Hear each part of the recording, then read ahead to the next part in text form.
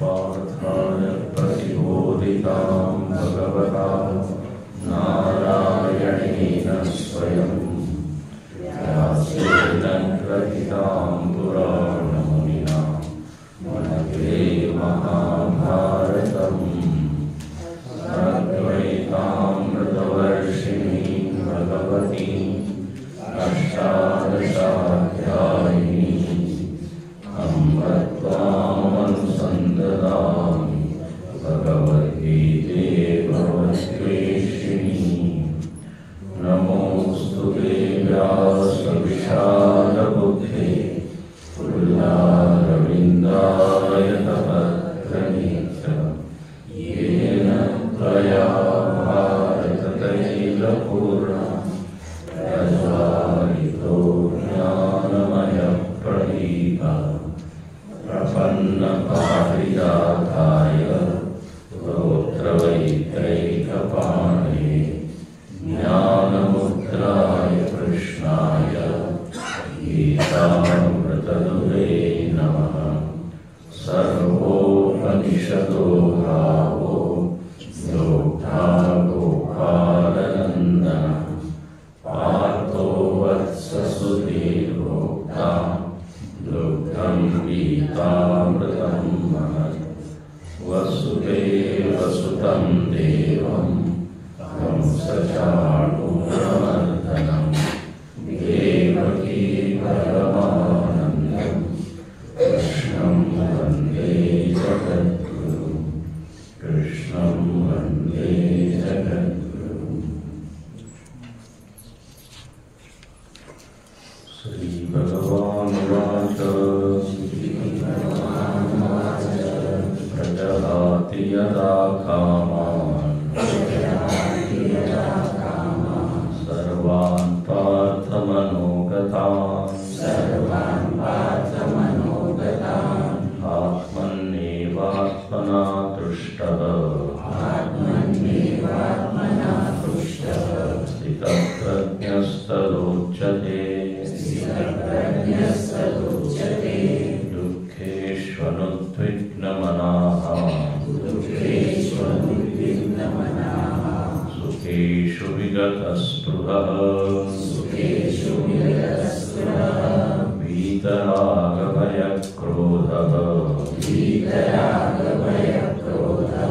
स्थितधीर्मुनिरुच्यते यः सर्वत्रानभिस्नेहः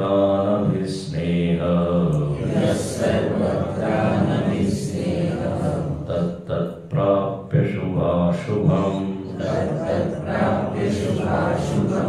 नाभिनन्दति न द्वेष्टि तस्य प्रज्ञा प्रतिष्ठिता यदा संहरते चायम् कूर्मोऽङ्गानीव सर्वशः इन्द्रियाणीन्द्रियार्थेभ्यः तस्य प्रज्ञा प्रतिष्ठिता विषया विनिवर्तन्ते निराहारस्य देहिनः रसवर्जं रसोऽप्यस्य परं दृष्ट्वा निवर्तते।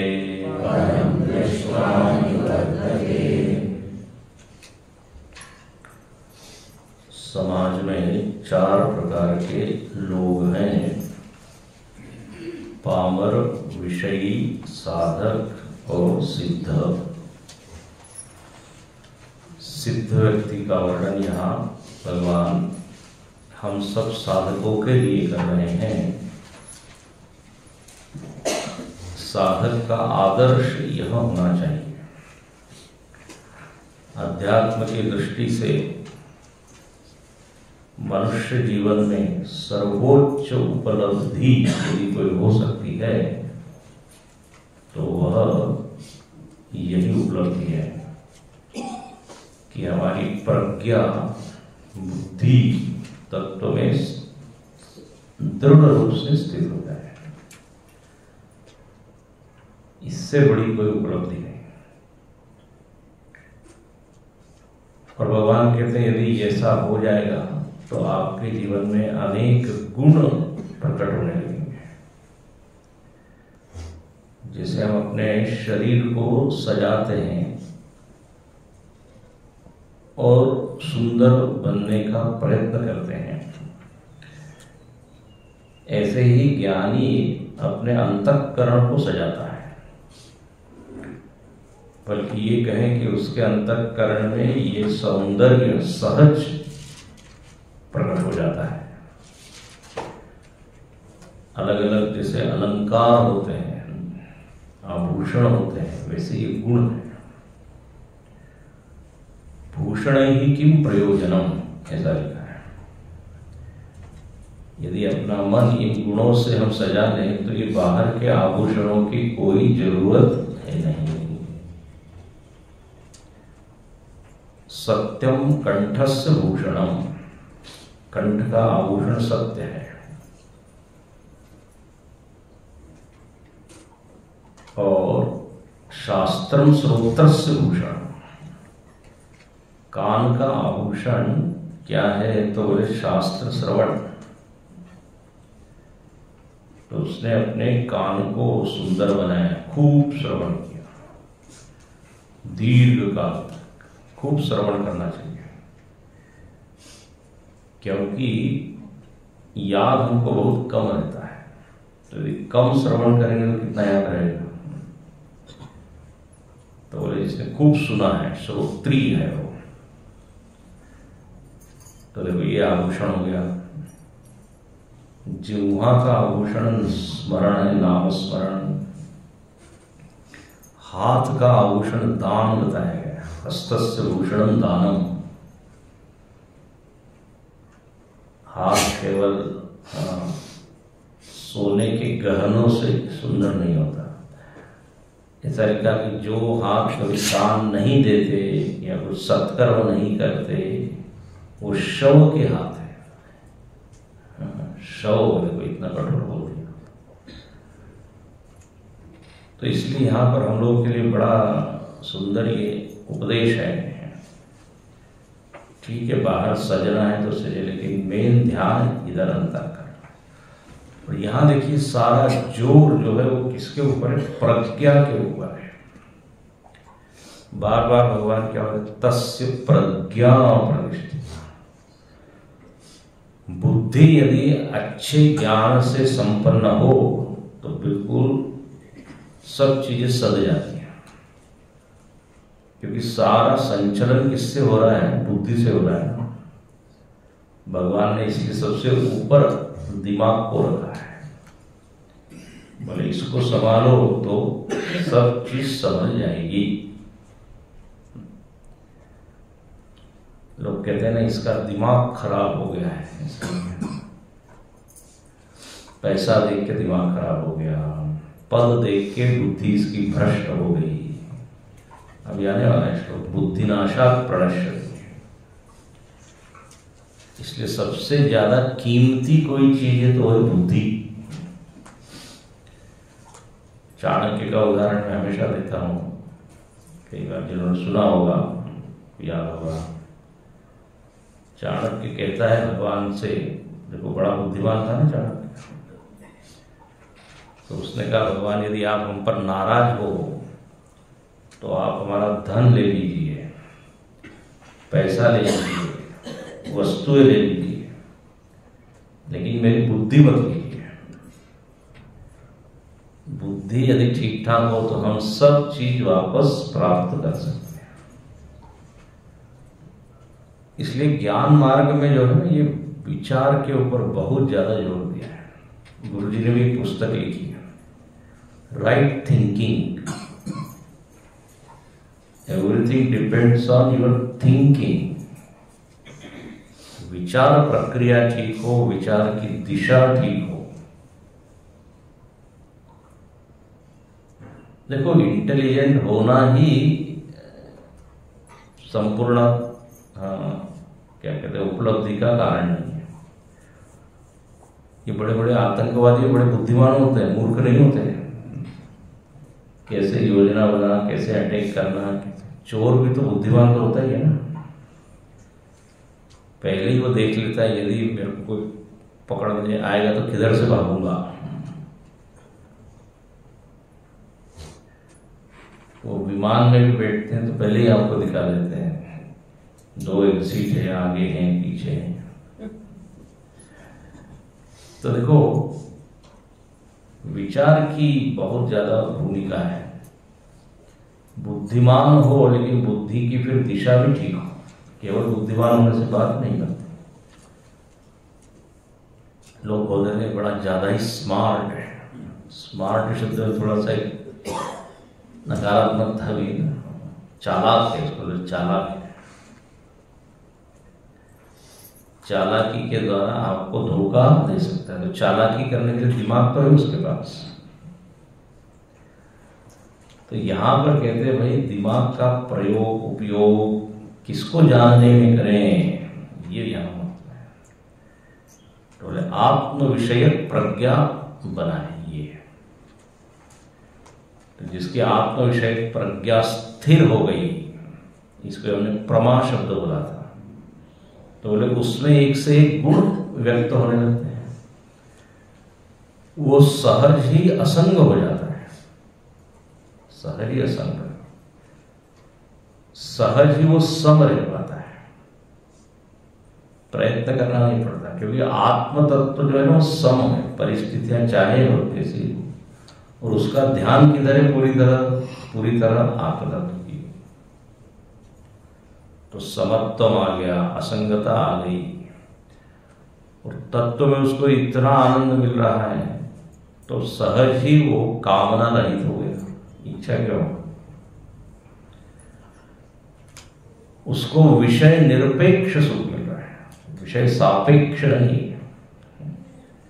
विषयों की गुलामी नहीं, निर्भरता नहीं। उसको मानो कि आनंद का खजाना मिल गया। गीता जी में कहते हैं, यावानर्थ उदपाने सर्वतः संप्लुतोदके तावान सर्वेषु वेदेषु ब्राह्मणस्य विजानता। बोले किसी को नदी मिल गई, नदी पानी का बहुत बड़ा स्रोत मिल गया, तो एक छोटे छोटे जो पात्र है उसमें जो पानी है उसकी कोई कीमत नहीं रह जाएगी, उसको इतना बड़ा खजाना मिल गया। तो आनंद का खजाना, इसको आनंद सिंधु। और उसका आनंद कितना बड़ा है ये बताने के लिए तैत्तिरीय उपनिषद ने आनंद की एक सीढ़ी बताई। मनुष्य से 100 गुना आनंद देवताओं के पास है, देवताओं से 100 गुना आनंद इंद्र के पास है, इंद्र का 100 गुना आनंद बृहस्पति के पास है, फिर ब्रह्मा जी के पास है। और ब्रह्मा जी का जो आनंद है वो ब्रह्मानंद का एक कण है।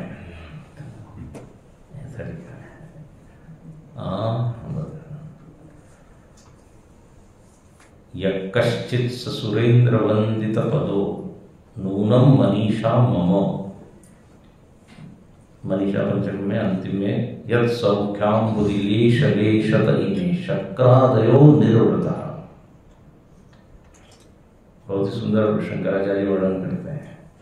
बोले ब्रह्मानंदी मतलब ब्रह्म ज्ञानी का आनंद कैसा है, तो जिसके एक लेश से, एक बूंद से इंद्र सुखी होता है। मतलब क्या, इंद्र के पास उसका एक कण है, और इसलिए इंद्र भी उस ब्रह्म ज्ञानी के चरण में बैठता है। तो स्वर्ग का आनंद और इतर लोकों का आनंद इस ब्रह्मानंद के आगे फीका ही, हल्का ही है। तो देखो, इसको विषय निरपेक्ष, कोई दिव्य विषय नहीं चाहिए, अलौकिक विषय नहीं चाहिए, उससे कहीं अधिक तुष्टि उसकी कहाँ आत्मा है। तो देखो, ये तो असंगता, समता, निष्कामता, विषय निरपेक्ष प्रसन्नता, ये सब लक्षण उसमें सहज प्रकट हो गए और संयम उसमें आ गया। मैं देखा था परसों, यदा सौव्रते चाहे, संयम भी आ गया उसमें। संयम का उल्टा क्या है तो बोले बहिर्मुखता है, ये चाहिए वो चाहिए। संयम मतलब क्या, इंद्रियां अपने अपने गोलकों में बैठी है, उसको भटकने में अब मजा नहीं आ रहा है, और उसका संयम बिल्कुल सहज है, जैसे कूर्म का, जैसे कछुए। फिर अगले श्लोक में कहा कि सामान्य व्यक्ति भी संयम करता है, संयम दिखता है, लेकिन वो संयम परिस्थिति सापेक्ष होता है, सकारण होता है। किसी कारण से वो थोड़ी देर के लिए अपने आप को रोक लेता है। उसको यहां क्या लिखा, रसवर्जम रसो अप्यस्य, मतलब रस का उसने त्याग कर दिया, रसवर्जम। ये 59वां श्लोक। रस नहीं ले रहा है, ऐसा लग रहा है विषय पर उसका क्या है, संयम है, इंद्रियां उसकी उधर नहीं जा रही है। लेकिन इसका मतलब ये नहीं है कि विषय उसको फीके लगने लगे, नीरस हो गए, ऐसा नहीं है। इसलिए पहली पंक्ति बड़ा अच्छा लिखा, विषया विनिवर्तन्ते, विषयों से अपने आप को उसने निवृत्त कर लिया है, दूर कर लिया है, और मानो कि वो निराहारी हो गया। निराहारी मतलब आहरण नहीं कर रहा है। तो लगता है कि ये तो बड़ा एकदम कंट्रोल माइंड वाला है, कंट्रोल इंद्रिय वाला है, मानो कि वो तो विरक्त हो गया हो। बोले ऐसा नहीं है, क्योंकि उसके भीतर अभी रस है, आ सकती है। देखो यहाँ ये बड़ा हम लोगों के लिए बड़ा सुंदर शब्द दिया है, निराहारस्य देहिना। निराहार मतलब प्राय हम क्या लेते हैं कि जो आहार नहीं करता, और आहार का संबंध सीधे हम किससे लगाते हैं, भोजन से। तो जैसे बड़े बड़े तपस्वी है वो कैसे होते हैं, निराहारी। अब जैसे पार्वती जी कैसी हो गई, उन्होंने तप किया शिव जी की प्राप्ति के लिए, एक एक चीज वो क्या छोड़ती चली गई, यहां तक कि सूखे पत्ते भी खाने उन्होंने छोड़ दिए, बेल के पत्ते। जब वो पत्ते खाने छोड़ दिए तो उनका नाम हुआ अपर्णा, पर्ण छोड़ दी उन्होंने, ये पार्वती का नाम है। तो निराहारी हो गई। ध्रुव की भी कथा आती है, ध्रुव ने 6 महीने में भगवान को प्रसन्न किया, एक एक चीज वो छोड़ते चले गए। पहले केवल 3 दिन में फल खा रहे हैं, फिर 6 दिन में कुछ खा रहे हैं, फिर तो आखिरी में 12 दिन में एक बार श्वास लेते हैं बस। अब पढ़िए बात, पूरे ब्रह्मांड में ऑक्सीजन की कमी हो गई है, ऐसा वर्णन है। सारे देवता लोग परेशान हो गए, कहाँ कौन ले रहा है सब ऑक्सीजन। तो निराहार। मनु शत्रुपा की भी कथा है, उन्होंने भी तप किया तो आहार छोड़ दिया। तो आहार का संबंध सीधा हम लेते किससे है, भोजन से। एकादशी है, शिवरात्रि है, तो आज हम निराहारी। लेकिन कल परसों हमने चलते चलते बात की थी कि आहार का अर्थ केवल भोजन न ग्रहण करना नहीं होता, निराहार का, क्योंकि आर्यन्ते इति आहाराः, जो चीज भी हम अंदर ले रहे हैं वो सब आहार है, बताया ना। तो आंख का भोजन रूप है, रूप रंग, अलग अलग दृश्य।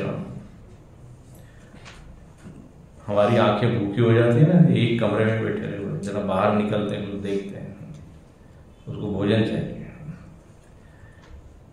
तो ये पंच ज्ञानेंद्रियों के पंच क्या है, खाद्य पदार्थ है। तो अब देखो स्टेप बाय स्टेप हम चलते हैं। ज्ञानी व्यक्ति ऐसा नहीं होता है कि वो कोई आहार ले ही नहीं रहा है इसलिए वो निराहारी हो गया, ऐसा नहीं है। वो समाज में रहता है, व्यवहार करता है, लेकिन शास्त्रीय दृष्टि से हम कहेंगे वो निराहारी है। बोले ऐसा क्यों? तो उसका अर्थ ये है कि उस विषयों में उसकी कोई आसक्ति नहीं है। अब आंखें हैं तो दृश्य तो देखेगा ही। यहां पर क्या लिखा है कि साधक को क्या करना चाहिए? पहली स्टेप ये है, यदि उसको निराहारी बनना है वास्तव में, तो अनुकूल विषयों का ग्रहण करें। सबसे पहली स्टेप तो ये प्रतिकूल विषय का त्याग करना ही निराहारी है, होना है, जिसके कारण मन हमारा खराब हो जाए, विचलित हो जाए, अशुद्ध हो जाए। ये पहली स्टेप है। दूसरी स्टेप कही गई कि ऐसे विषय का आहरण करें जिससे मन हमारा अधिक अधिक सात्विक बने, शांत बने। जैसे अभी मैं क्या कह रहा था, युक्ताहार विहारस्य। लेकिन अब ये थोड़ी कहा है कि आप आहार ही मत लो। यहाँ गीता में तो बिल्कुल स्पष्ट बोला है, यदि आपको ध्यान करना है तो नचैकांतम नश्नतः, जो बिल्कुल नहीं खाता वो ध्यान नहीं कर सकता, ऐसा लिखा। तो न खाना ही ठीक नहीं है, या बहुत खाना भी ठीक नहीं, युक्त होना। युक्त मतलब जो हमारे ध्यान के अनुकूल। जैसे भागवत जी में भी आया कि भागवत सप्ताह होता है तो उसमें श्रोता को क्या क्या करना चाहिए उसने बताया, नियम बताया। तो वहां पर भी यही कहा कि वो फलाहार इत्यादि करें, फलाहार 7 दिन, लेकिन यदि उससे श्रवण में बाधा आ रही हो तो वो भोजन करें। समझ आ रहा है ना? वो भी निराहारता ही होगी भोजन करने के बाद भी। क्यों? क्योंकि लक्ष्य आहरण करे या न करे नहीं है, ये तो साधन है। मेन ध्येय ये कि हमारा मन ठीक हो रहा है।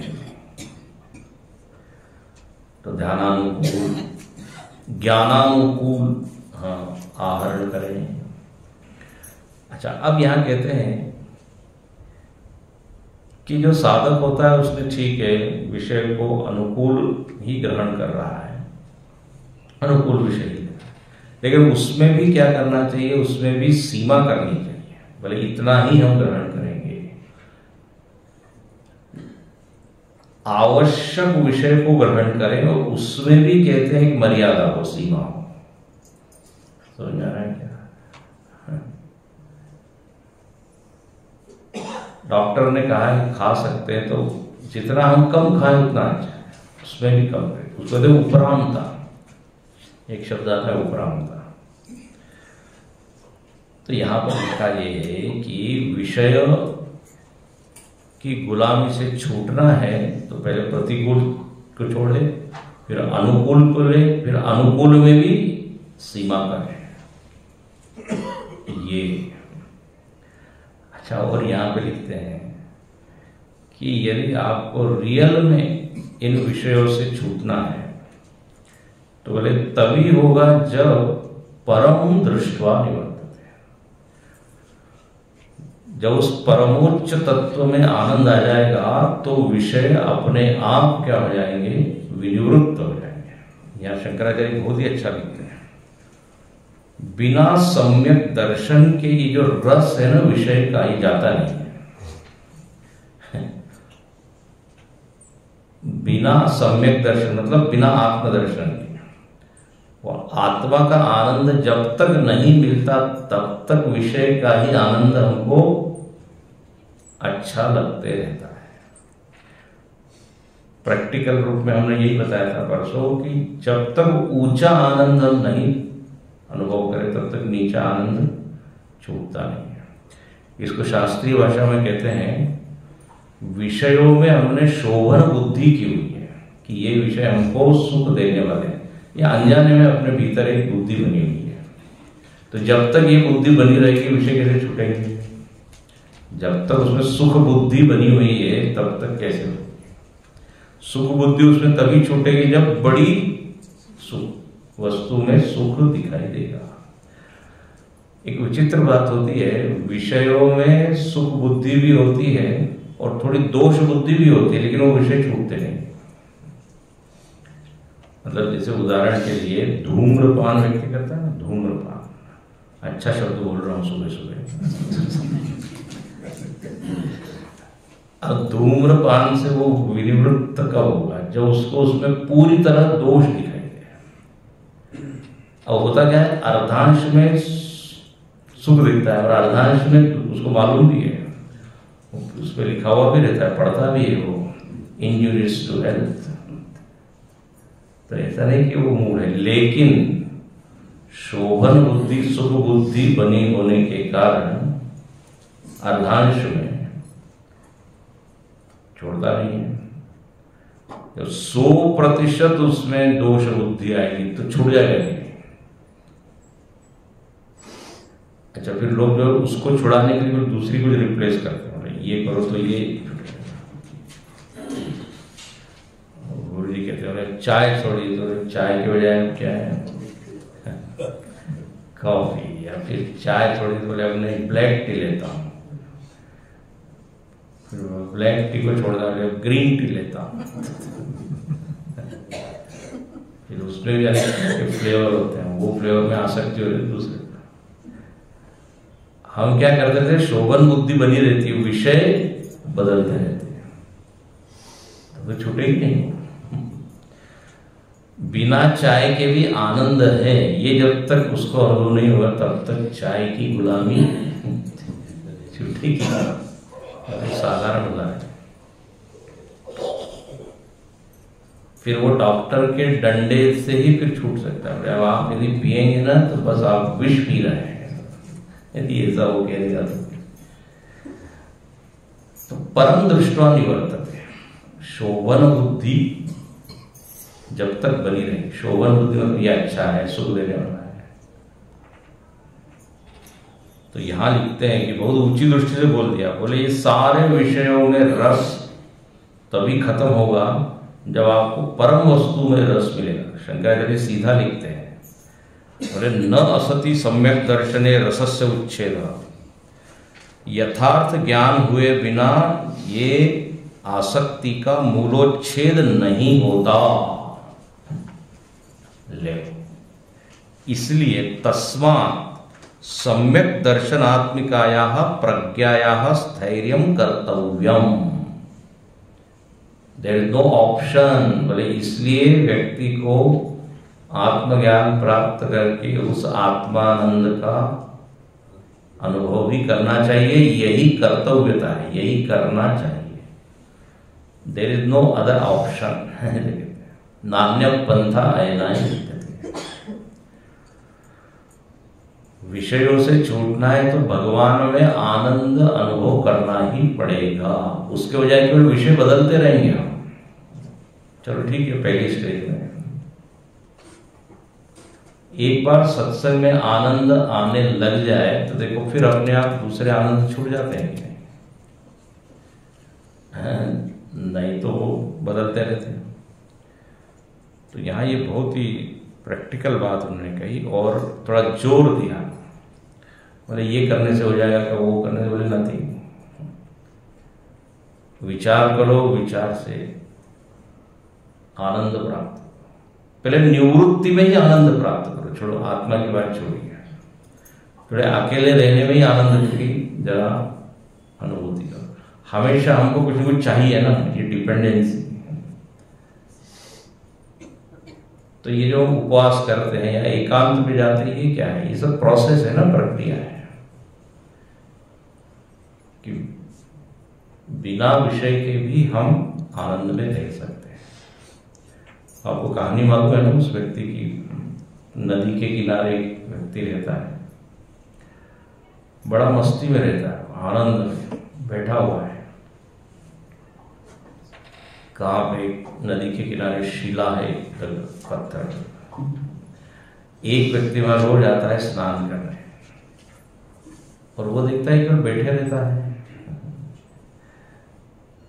तो देखा तुम कुछ करो। बोले क्या करो? बोले देखो तुम नदी के किनारे रहते हो, मछली पकड़ो। अच्छा, बोले मछली पकड़ के क्या करो? बोले मछली वो बेचो। बोले बेचेंगे तो क्या होगा? तो बोले पैसा मिलेगा। फिर पैसा मिलेगा तो क्या होगा? तो कहा फिर बड़ा जाला, तुम जाल जो है ना, बड़ा नेट वो करेगा। फिर क्या होगा? तो बोले फिर बड़ी मछलियां तुम पकड़ोगे। अच्छा, बड़ी मछली होगी तो फिर क्या होगा? तो बोले ज्यादा पैसा मिलेगा। ज्यादा पैसा मिलेगा तो फिर क्या होगा? और ज्यादा बिजनेस को बढ़ाना, फिर क्या होगा? फिर उसका खत्म नहीं हो रहा है। बोले उसके बाद एक घर बनाना, फिर क्या होगा? बोले बढ़िया एक सोफा सेट लेना। और फिर क्या होगा? बोले आनंद से बैठना। बोले अभी क्या है? अभी आनंद से बैठना। इतना सब करने के बाद जो चीज मिलेगी वो ऑलरेडी है। इसका मतलब मैं ये नहीं कह रहा हूं कि आप आलसी हो जाओ। उसका जो आनंद है आलस्य के कारण नहीं है, ज्ञान के कारण है।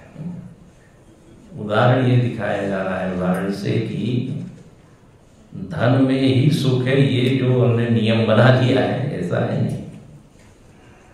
मन लागो में हो यार फकीरी में, जो सुख पाओ राम भजन में, सो सुख नाही अमीरी में।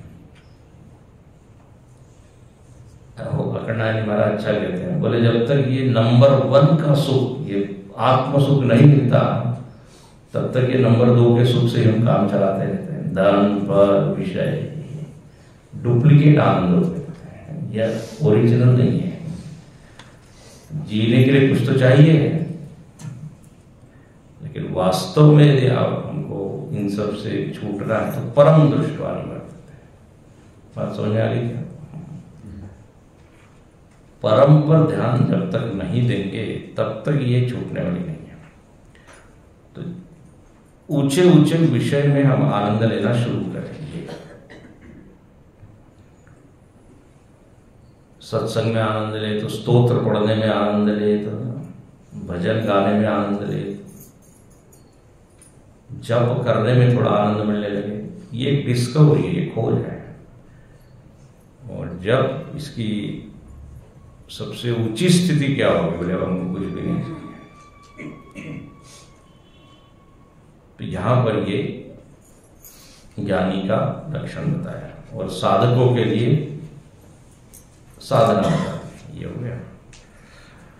अब यहां आगे कहते हैं कि देखिए, जो व्यक्ति इस आत्मानंद को चाहता है, आत्मज्ञान को चाहता है, वो इंद्रियों के ऊपर संयम करने का प्रयत्न करें,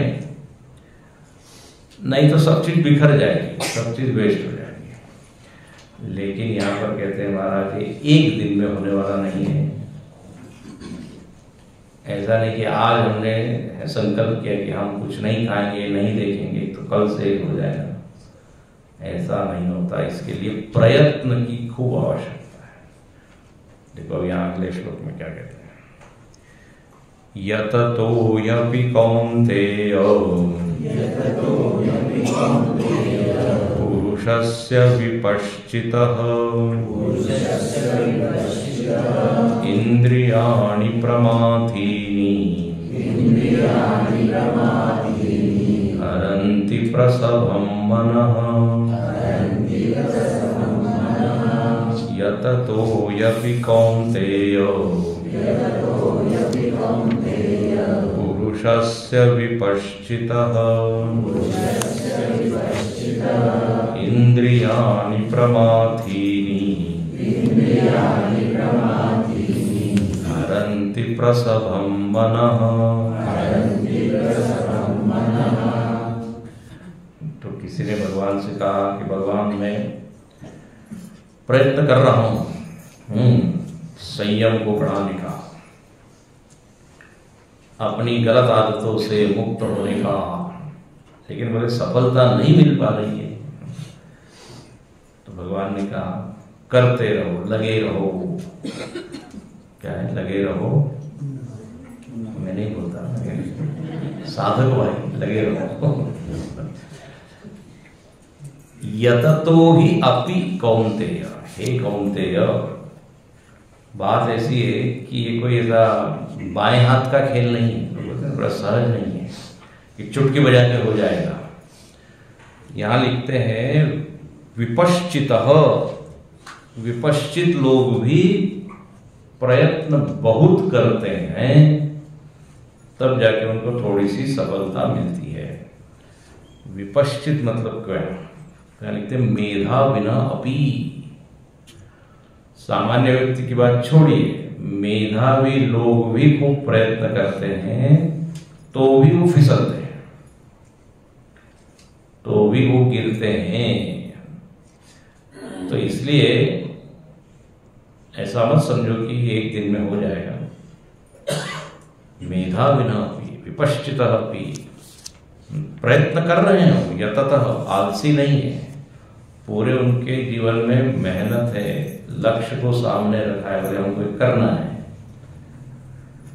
लेकिन हमेशा ही वो सफल होते हैं ऐसा नहीं, 10 बार में 1 बार। जैसे चींटी होती है, ये चढ़ती फिर गिरती, चढ़ती है फिर गिरती,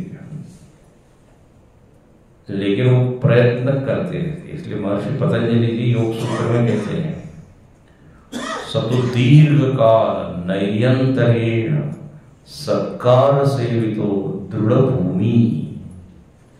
ये दृढ़ता कब आती है, मतलब स्थिरता कब आती है, या सफल कब होते हैं? तो 3 चीज उन्होंने बताई है। सतु दीर्घ काल, नैयंतरेण और सत्कार सेवित है। बहुत अच्छे शब्द है। दीर्घ काल मतलब 2-4 साल करते हो, दीर्घ काल। दूसरा क्या है? निरंतरता, मतलब एक दिन किया एक दिन नहीं किया, सातत्य होना चाहिए। जगत में जो भी व्यक्ति बड़ा हुआ है, चाहे कोई बड़ा बिजनेसमैन हो, इंडस्ट्रियलिस्ट हो, मिलेनियर हो, कोई वैज्ञानिक हो, कोई खिलाड़ी हो, कलाकार हो, एक सीक्रेट क्या है उनके सफलता का? सातत्य। बीच में छोड़ा नहीं, थोड़ा सातत्य। एक व्यक्ति बहुत अच्छा वायलिन बजाता था, तो उसने कहा कि यदि 1 महीना में प्रैक्टिस न करूं तो हमारे श्रोता लोग हमको बता देंगे कि महाराज थोड़ा भी आजकल पहले वाली बात नहीं रही, कैसा होगा। और बोले 7 दिन यदि मैं रियाज नहीं करूं, प्रैक्टिस नहीं करूं, तो हमारी पत्नी हमको बता देगी कि नहीं, पहले से आपका थोड़ा परफॉर्मेंस कम हुआ है। और बोले 1 दिन मैं यदि प्रैक्टिस नहीं करूं तो मैं ही अपने आप को देख सकता हूं कि वो कल वाली बात आज नहीं। बड़ा अच्छा वाक्य। मतलब क्या? साधक। हम लोग को जो है बुखार आता है, साधना कैसे बुखार चढ़ता है एकदम। 2-3 घंटे एक दिन बैठ जाए, फिर 10 दिन कुछ नहीं। ये सब नहीं होता, निरंतरता, रोज रोज रोज रोज। वो मराठी में कहते हैं थेंबे थेंबे तळे साचे, बूंद बूंद से क्या। हाँ, तो एक कदम रोज चले तब तो पहुंचेंगे ना। तो इसलिए नैयंतर ये और प्रयत्न, देखिए प्रयत्न के लिए हम बता रहे हैं, यहाँ लिखा है यततः, इसके ऊपर व्याख्या कर रहा हूं। प्रयत्न कैसा हो तो दीर्घकाल, दूसरा कैसा हो निरंतरता, तीसरा एक बहुत अच्छा है सत्कार सेविता दृढ़ भूमि। सत्कार सेविता मतलब जो आप जिसका सेवन कर रहे हो, मतलब जो भी साधना कर रहे हो उसमें एक आदर बुद्धि हो, प्रेम बुद्धि हो। प्रेम से, खुशी से जब आप करते हो तो देखो हम आगे बढ़ते हैं। जबरदस्ती करने में कोई फायदा नहीं। और इस आध्यात्म में तो जबरदस्ती हो भी नहीं सकती। दूसरी चीज में जबरदस्ती कहाँ हो, जब तक उसको अपने आप से नहीं लगेगा नहीं होता। जब तक उसका मन संकल्प न करे, डिसाइड न करे, तब तक क्या होगा। बाहर के लोग कितना ही बोलते हैं, क्या कहते हैं कि घोड़े को आप पानी तक ले जा सकते हैं लेकिन पीना तो उसी को है। तो सत्कार बुद्धि, बच्चे को कितना भी आप बोले पढ़ाई करो पढ़ाई करो, जब तक उसको उसमें रस नहीं आएगा, आनंद नहीं होगा। जिस बच्चे को पुस्तक अच्छी ही नहीं लगती, उसको कभी टच ही नहीं करता वो, तो कैसे वो मेरिट में आएगा, कैसे पता। वो कहानी सुनाई थी ना हमने, एक बच्चे हमेशा घर से अपना पैसा चोरी कर लेता है, माता जी कहीं भी पैसा रखती है तो वो चुरा लेता है। बड़ी परेशान हो गई। तो उस लड़के का एक मित्र था, उसने कहा हम आपको उपाय बताते हैं, ये जो नोट है ना, आप उसकी पढ़ाई की किताब में रखो, बिल्कुल सुरक्षित रहेंगे, क्योंकि कभी भी वो उस पुस्तक को स्पर्श नहीं कर। एक लड़के से पूछा कैसा स्कूल तुमको अच्छा लगता है, बोले बंद स्कूल अच्छा लगता है। तो अब उसमें कुछ आदर श्रद्धा प्रेम ही नहीं है तो कैसे होगा। संगीतकार लोग होते, देखो वो वाद्यों को बिल्कुल भगवान मानते हैं, उसको ऐसा नीचे नहीं रखते, आदर देते हैं। तो सत्कार से प्रयत्न होना चाहिए, लेकिन प्रयत्न में 3 चीजें हो तो सफलता मिलती है। तो यततो यदि कौन्तेय पुरुषस्य विपश्चितः, काफी क्या कहते हैं, प्रयत्न की जरूरत है। अभ्यास है न तो कौन्तेय वैराग्येण च गृह्यते। अच्छा, फिर दूसरी पंक्ति में क्या कहते हैं, इंद्रियाणि प्रमाथीनि हरन्ति प्रसभम मन। हमने मन को बड़ा तैयार किया, बिल्कुल संयम किया, लेकिन ये इंद्रियां जो है ये क्या करती है, उस संयम को लूट लेती है। ये इंद्रियां बड़ी पावरफुल है, क्या कहते हैं, प्रमाथीनी, शक्तिशाली। प्रमाथीनी मतलब मंथित करने वाली है, मंथन करती है। शंकराचार्य बड़ा अच्छा लिखते हैं, प्रमथनशीलानि विषयाभिमुखम ही पुरुषम विक्षोभयंती आकुली कुर्वन्ति। ये इंद्रियां आकुल व्याकुल हो जाती है और मन को खींच ले जाती है। तो ये इंद्रियों की ताकत को कम न समझे, इसलिए अपने षट संपत्ति में दम और शम दोनों बताए। और ये क्या करती है, प्रसभम मन हरन्ति। प्रसभम का अर्थ होता है प्रसह्य प्रकाशमेव पश्यता विवेक विज्ञान युक्त मन। बोले प्रसभम मन, ऐसा मन जो विवेक से युक्त है, ध्यान से, मूड नहीं है, जिसने काफी कुछ जाना है, जिसके भीतर ज्ञान है, ऐसा अच्छा वाला मन भी क्या होता है, विचलित हो जाता है, प्रमथन उसका हो जाता है। कल्प्रिट कौन है, कौन इसमें हेतु है, इंद्रियाणि प्रमाथि हरन्ति प्रसभम मन। और अब 10-10 इंद्रियां हैं, 5 ज्ञानेंद्रियां, 5 कर्मेंद्रियां। बोले सबको क्या करें, संयमित करें, अच्छा व्यवहार उसको दे, आदत डालें, अनुकूल विषय है, तब तो फिर मनी राम जो है वो सुरक्षित रहते हैं। नहीं तो मन को ये खींच ले जाती है। होना ये चाहिए मन के अनुसार इंद्रियां चलनी चाहिए। मन इज द बॉस ना। मन को कहा गया इंद्रियाध्यक्ष, मन संयोजक है। अब ये बॉस ही कमजोर होगा तो फिर वो तो टीम तो खींच ले जाएगी ना उसको। नेता यदि बढ़िया हो तब तो पार्टी ठीक चलती है। तो मन जो है, इसलिए कहते हैं कि मन को जीते जीत है मन के हारिया। कल आप लोग भजन गा रहे थे ना बस में, मन ही देवता मन ही ईश्वर, मन के रूप हजार। तो ये मन के ऊपर बहुत काम करना पड़ता है। कहते हैं माइंड योर माइंड, मन के ऊपर ही आप क्या करो, मनन करो। हम लोग मन को छोड़ के सब पर मनन करते हैं, दूसरे के मन पर जरूर करते हैं, ये ऐसा है वो ऐसा है। तो माइंड योर ओन माइंड। तो कहते हैं मन को यदि हमने ताकतवर बनाया तो इंद्रियां फिर एकदम क्या हो जाएगी, सेविका बन जाएगी। बोले महाराज जो आप बोलेंगे हम वो करने के लिए तैयार है। ये जो पशु होते हैं ना, पशु देखो पहले कैसे होते हैं, जो उनको लाया जाता है एकदम वाइल्ड होते हैं, बड़े जंगली होते हैं, लेकिन धीरे धीरे उनको प्रशिक्षित किया जाता है। तो फिर देखो उसको चेन से भी खोल दिया जाए तो भी वो इधर उधर भागेगा। गुरु जी अच्छा कहते, पहले होता है वाइल्ड, बाद में हो जाता है माइल्ड। तो ये मन है, इसको प्रशिक्षित करना, नहीं जाना है, नहीं करना है, इंद्रियों को, मन को, दोनों को।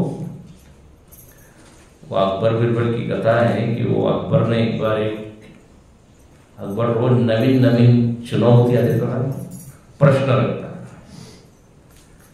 अकबर ने कहा कि कोई ऐसा कर सकता है क्या कि बकरी के सामने घास डाली जाए और वो खाए ना? ऐसा कोई कर सकता है? और उसको भूखे रखना, ये नहीं पेट भर के बकरी को लेके जाए और फिर घास डाले तो लोग नहीं खाएंगे। घास डाली और वो खाए नहीं और वो भूखी होनी चाहिए, ऐसा हो सकता है? बीरबल ने कहा हम कर सकते हैं। बीरबल के पास सारी समस्या होगा। अब उसने बोले 20 दिन का समय दीजिए जहां बना। 20 दिन के बाद वो एक बकरी, 20 दिन वो भूखी है बकरी, उसके सामने घास डाला, कुछ भी नहीं खाई। ये किससे क्या हो गया? तो वो बीरबल ने क्या किया था, ट्रेनिंग कर दिया। ट्रेनिंग मतलब रोज घास सामने रखता था और एकदम एक लकड़ी उठाता, घास रखे और लकड़ी, तो बेचारी वो फिर खाती नहीं थी। हर दिन घास डाला और लकड़ी लगी। तो अब उसको बकरी को क्या मालूम पड़ा, घास यदि दी जाए तो क्या मिलेगी, मार पड़ेगी। खाया नहीं। तो बकरी की जगह इंद्रियों को रख दीजिए, घास की जगह विषय को रख दीजिए, और मन को डंडे की जगह रख दीजिए, हो जाएगी। इंद्रियां एक बार शांत हो जाए तो फिर मन भी क्या हो जाएगा, सुरक्षित हो जाएगा। जब व्यक्ति बीमार होता है तो यही तो होता है ना, हमको मालूम है कि ये खाने से ये होगा, इसलिए डॉक्टर क्या कहता है, आपको बीपी है तो आप नमक और क्या अचार पापड़ इन सब से क्या कीजिए, परहेज, मतलब ये सामने आते ही उसको आप टच मत कीजिए। और डॉक्टर ने अच्छा कहा, ये सब आते ही आपको एक एक्सरसाइज करना है तो आप सुरक्षित रहो। क्या एक्सरसाइज? बोले गर्दन को ऐसा ऐसा करना है। डायबिटीज उसके सामने मिठाई रखी तो एक एक्सरसाइज।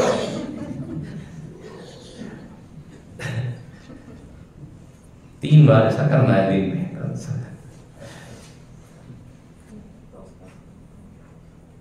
प्रयत्न तो हमको ही करना पड़ेगा। जब तक, फिर देखिए, दोष उसमें नहीं दिखाई देगा तब तक संयम होगा नहीं। तो इंद्रियां, तो इसमें इस श्लोक में क्या बताया, 2 चीज बताई। एक तो ये कि प्रयत्न आधिक्य की जरूरत है। मेधा बिना अभी यततः, मेधावी लोग भी सफल नहीं होते, तो क्या अतिशय प्रयत्न की जरूरत है। और दूसरा कहा कि मन को आप बलवान कीजिए तो इंद्रियां परेशान नहीं करेगी। मन से संकल्प ले लिया कि करना है। तो बड़े बड़े तपस्वी होते हैं, उनका मन ही ऐसा होता है, संकल्प। तो ये दो चीजें हो गई।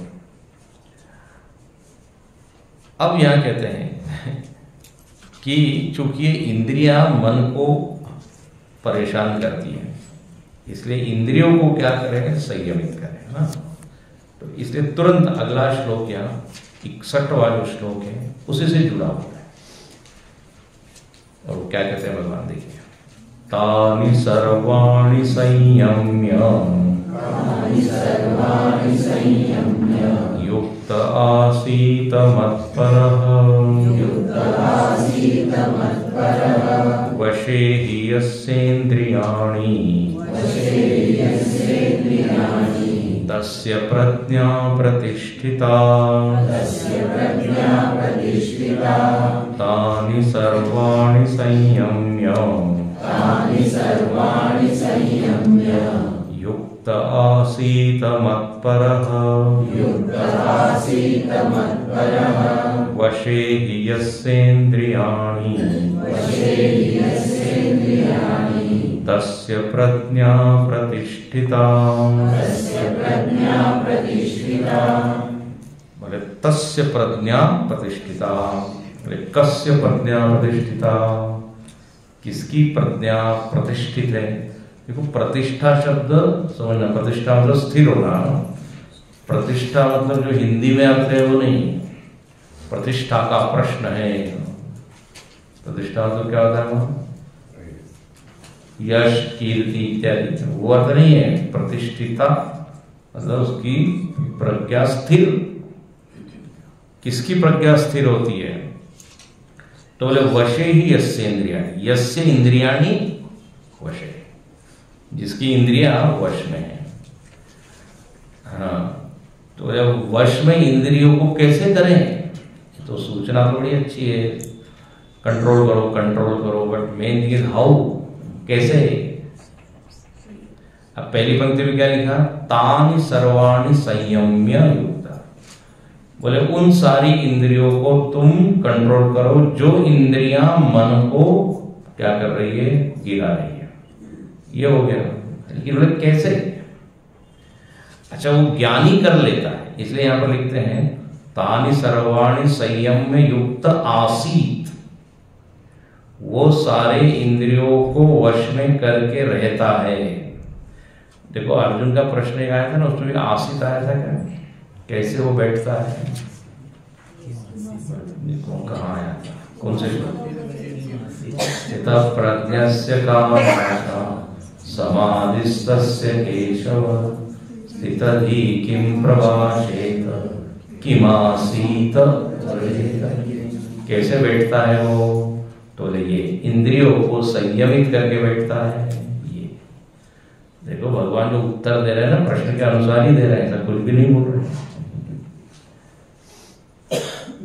और अर्जुन को कहते हैं कि तुम भी ऐसा ही करो, इंद्रियों को संयमित करो। लेकिन सबसे बड़ा भारी प्रश्न है, कैसे संयमित करें, कैसे करें, तो वो 4 बजे आपको बताएंगे। तानि सर्वाणि संयम, ये इसी श्लोक में उत्तर दिया हुआ है कि इंद्रियों को कंट्रोल में कैसे करें। तो एक शब्द दिया है मत पर, ये उत्तर है मत पर। क्या है मत पर, मत पर यदि आप हो जाए तो इजीली हम इंद्रियों को संयमित कर ले जाएंगे। इसका अर्थ हम देखेंगे बाद में।